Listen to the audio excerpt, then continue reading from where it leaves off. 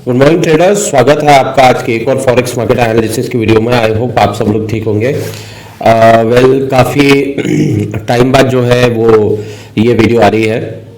पहले तो जो था रेगुलर वीडियो आ रही थी, बट अभी काफ़ी टाइम बाद मतलब काफ़ी बड़ा गैप हो गया है, उसके बाद जो है मैं ये वीडियो बना रहा हूँ। तो सबसे पहले तो मैं आप सभी से जो है क्षमा चाहता हूँ, एक क्षमा प्रार्थी भी हूँ कि मैं काफ़ी टाइम बाद जो है वीडियो बना रहा हूँ, तो उसके लिए बहुत बहुत सॉरी अगर आप लोग वीडियो का वेट कर रहे हो तो। बट एक्चुअली क्या है कि मैं थोड़ा सा टूर पे था, मेरे कुछ सेशंस थे, तो मैं वो कुछ सेशंस लेने गया था, कुछ मेरी मीटिंग्स भी थी, तो मैं थोड़ा सा उसमें बिजी था। तो इस बेसिस पे मैं वीडियो नहीं बना पा रहा था, मैं कंटिन्यू ट्रैवल पे था, तो इसलिए मुझे आज समय मिला है, तो मैं आज जो है ये वीडियो बना रहा हूँ, जो कि एक बहुत ही इम्पोर्टेंट वीडियो भी है। लास्ट टाइम भी हमने देखा था कि काफ़ी कुछ मार्केट जो है बुलिश चल रहा था, राइट। बट अभी देखने वाली बात ये है कि हमने देखा है कि गोल्ड ने 4400 जो है वो टच कर दिया है। तो इसलिए मुझे आज ये वीडियो बनाना बहुत मेरे लिए भी ज़रूरी हो गया था, क्योंकि बहुत ही बड़ा मेजर मूव आया है मार्केट में। हमने मार्केट में 42 का रेंज भी देखा था, उस समय भी हमने काफ़ी डिस्कस किया। फिर 42, 50, 80, 90, 4300, 4350, 4370, 80 सब हमने पहले भी डिस्कस किया। बट अभी 4400 का लेवल जो है वो रीच हो गया है मार्केट में। तो ये एक इम्पॉर्टेंट पॉइंट है जो अभी हमें यहाँ पे डिस्कस करना है, राइट। इसीलिए मैंने भी आज जो है ये वीडियो बना रहा हूँ, ताकि मैं भी ये सारी बातें जो है मिस नहीं करना चाहता, और ना मतलब ये मिस नहीं करना चाहता कि आप लोगों को ये बातें ना पता चले, ठीक है। तो इतना बुलिश मूवमेंट आया है, हालांकि एक्सपेक्टेड था। अभी रेट कट भी हुआ था कुछ टाइम पहले, तो उसका भी एक्सपेक्टेड था। मैंने आपको बोला भी था कि दिसंबर में रेट कट होने के चांसेस हैं, और देखिए रेट कट हुआ, वो भी सारी चीजें हुई। यानी कि अगर आप ये देखो, मेरी लास्ट वीडियोस अगर आप देखेंगे पुरानी, या जो जो मुझे फॉलो करते हैं या जो मुझे पर्सनली भी जानते हैं, उनको मैंने पहले से ही बोला था कि इस तरीके का मूवमेंट जो है वो आपको मार्केट में जरूर देखने को मिलेगा। तो आपको उसी अकॉर्डिंग जो है अपना वो मार्केट में ट्रेड करने चाहिए, राइट। अभी भी हमें मार्केट में इतना बुलिशनेस देखने को मिल रही है। देखो, सबसे पहली चीज ये है कि अभी हमें मालूम है कि अमेरिका की गवर्नमेंट की हालत क्या है। अभी जो है वो थोड़ा दिखावे के ऊपर ज्यादा फोकस कर रही है। मैंने आपको पहले भी बोला था, यूएस गवर्नमेंट जो है वो दो तरफा फंसी हुई है। एक तरफ इन्फ्लेशन का प्रेशर है, दूसरी तरफ जो है उनके जॉब्स का एक बहुत बड़ा प्रेशर उनके ऊपर आ रहा है, राइट। तो ये एक इम्पॉर्टेंट पॉइंट है, करेक्ट।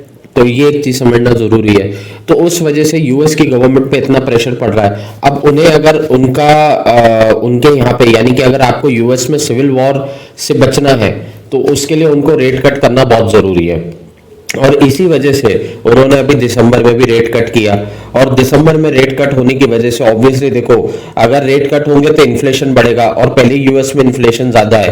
पर ट्रम्प का ये कहना है, भाई मैं इन्फ्लेशन से लड़ सकता हूं, पर मैं अपने लोगों को अगर मेरे खिलाफ हो गए तो मैं कैसे उनको समझाऊंगा, वो तो फिर मेरी सरकार भी गिरा सकते हैं अगर सिविल वॉर हो गया तो अपनी कुर्सी और अपनी सरकार को बचाने के लिए ये सब चीजें तो उनको करनी ही पड़ेंगी।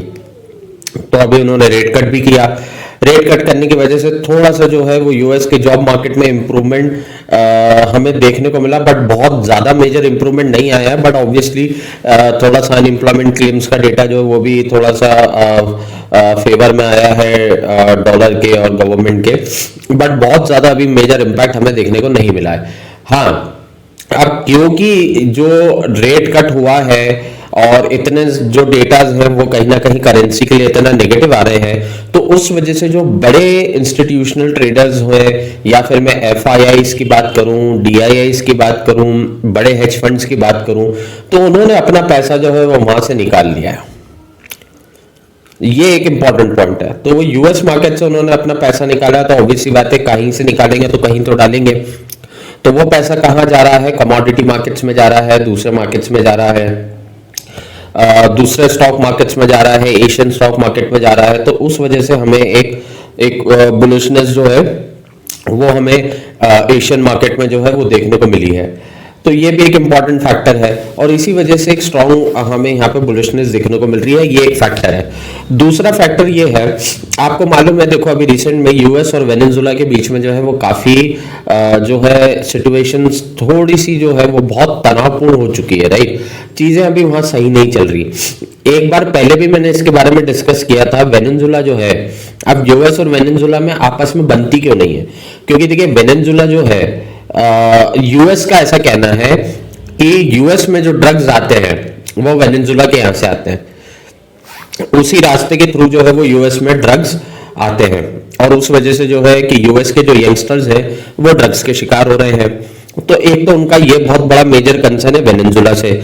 अब ये तो हो गया थोड़ा सिक्योरिटी पर्पस के हिसाब से। अब अगर मैं इकोनॉमिकल पॉइंट ऑफ व्यू से मैं ये बोलूं तो वेनेजुएला के पास भी जो है ऑयल रिजर्व्स हैं। तो वेनेजुएला भी ये चाह रहा है कि भाई भले मैं देश छोटा हूं बट मैं भी तो ग्लोबल लेवल पर काम कर सकता हूं ना भाई, जैसे इजराइल करता है। तो वो भी क्या करना चाह रहे हैं, वो अपने ऑयल रिजर्व्स को यूज करना चाह रहे हैं ताकि वो अपना ऑयल जो है वो दूसरी कंट्रीज में बेचे, जैसे यूएस बेच रहा है, जैसे रशिया बेच रहा है, जैसे मिडिल ईस्ट बेचता है। वेनेजुएला भी चाह रहा है कि भाई मैं भी मेरा ऑयल बेचूं, मैं भी पैसा कमाऊं, मैं भी मेरी कंट्री को आगे बढ़ाऊं। पर ये बात यूएस को हजम नहीं हो पा रही है।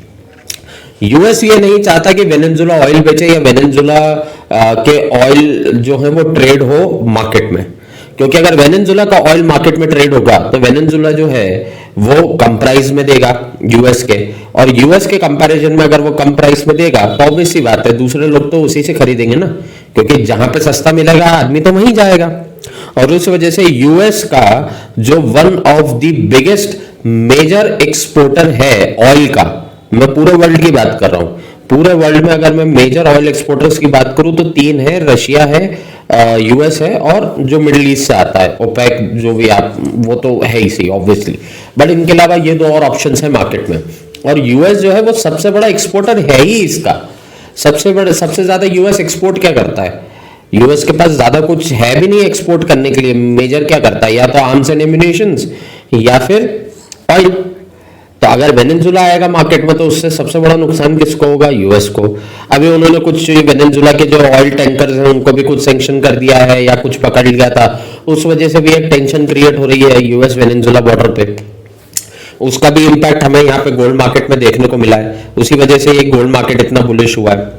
ठीक है, संडे के दिन जो है one of the Fed governors, उन्होंने भी एक स्टेटमेंट दिया है संडे के दिन कि 2026 में भी फिर और रेट कट होने के चांसेस हैं, और 2 बार तो वो बोल चुके कि 2026 में 2 बार रेट कट तो होंगे। तो ऑब्वियस ही बात है कि अभी ये अनाउंसमेंट आया है तो उसका भी एक मेजर इंपैक्ट हमें यहाँ पे देखने को मिलेगा। तो 2026 में भी उन्होंने अनाउंस कर दिया कि 2 बार रेट कट होंगे, अब वो कब होंगे वो बाद में डिसाइड होगा, बट अभी से उन्होंने ये चीज कह दी है, तो उसका भी एक इंपैक्ट हमें यहाँ गोल्ड मार्केट में देखने को मिला है। तीसरी इंपॉर्टेंट बात यह है कि जो यूएस ने मिलके, यूएस, रशिया और यूरोपियन कंट्रीज ने मिलके, यूरोपियन यूनियन ने जो सॉरी रशिया बोल दिया मैंने, यूक्रेन, यूएस, यूक्रेन और यूरोपियन कंट्रीज, इन तीनों ने मिलके भी जो है एक जो यूक्रेन और रशिया की जो पीस डील का जो इतने टाइम से ये नाटक चल रहा है उसका अभी तक कोई ऐसा निराकरण तो हमें अभी तक देखने को नहीं मिला। तो उसके ऊपर अभी फिर वो कुछ ना कुछ रिफॉर्म्स अब ये, बट उसमें रशिया ने स्टेटमेंट दे दिया है कि ये तीनों भले कुछ भी बात कर ले पर मैं इनकी बात से कहीं भी एग्री नहीं हो रहा हूं।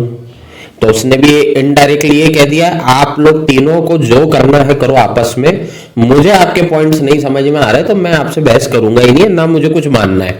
उसने मुंह पे बोल दिया है, अब आप तीनों आपस में बहस करके मेरे पास कुछ भी लेके आ जाओ, मैं नहीं मानूंगा। ये चीज रशिया ने भी साफ बोल दी है, तो वहां पे भी एक वापस से टेंशन क्रिएट हो गया है रशिया यूक्रेन में। और रही बात तीसरी, अगर मैं बात करूं तो ये जो वॉर सिचुएशंस हो रही है, प्लस अभी इजराइल जो है, इजराइल ने फिर ये कह दिया है, आप लोगों को याद होगा कुछ टाइम पहले कि यूएस ने एक बम ब्लास्ट किया था ईरान में, उनकी न्यूक्लियर फैसिलिटी पे, उसको पूरा बर्बाद किया यूएस ने, करेक्ट। आई होप आप लोगों को याद होगा, ये चीज मैंने पहले भी कवर की थी, उस वजह से भी गोल्ड में एक अच्छा खासा मूवमेंट हमें देखने को मिला था।